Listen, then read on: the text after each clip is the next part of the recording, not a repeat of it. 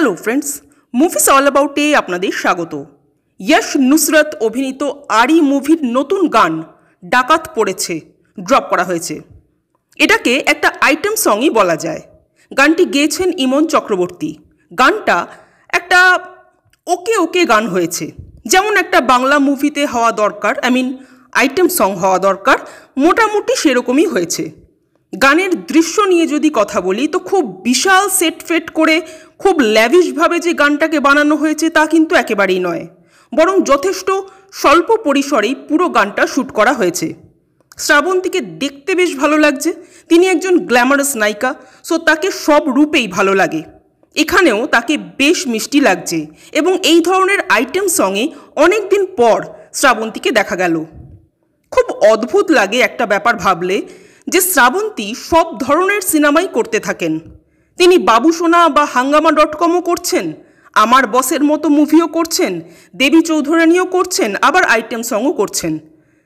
আমার এক এক সময় মনে হয় যে কোনো মুভির অফারই যখন শ্রাবন্তীর কাছে যায় তিনি অ্যাকসেপ্ট করে নেন, কোনো বাছবিচার না করেই।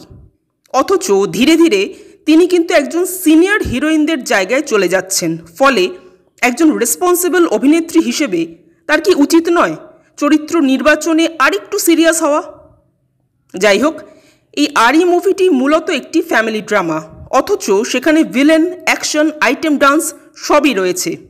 ভিলেন আর অ্যাকশন তাও না হয় মানা গেল, কিন্তু আইটেম ডান্স কেন?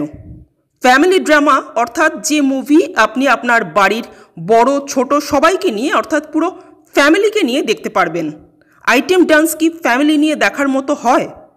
অবশ্য ইয়াশ নুসরত তো নিজেদের মুখে বলেননি যে তারা ফ্যামিলি ড্রামাই বানাচ্ছেন।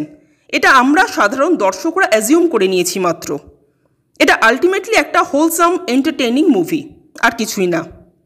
আর যদি শুধু গানটার কথায় আসি তো গানটা আমার অ্যাভারেজ মনে হয়েছে। এবার মুভির ঠিক কোন সিচুয়েশনে গানটা আসছে সেটা না দেখে গানটা সম্পর্কে এখনই কিছু বলা যাবে না। এই ছিল আমার রিয়াকশন। আপনাদের গানটা কেমন লেগেছে কমেন্ট করে জানাবেন, আর আমাদের ভিডিও ভালো লেগে থাকলে প্লিজ লাইক, শেয়ার ও সাবস্ক্রাইব করতে ভুলবেন না। Thank you.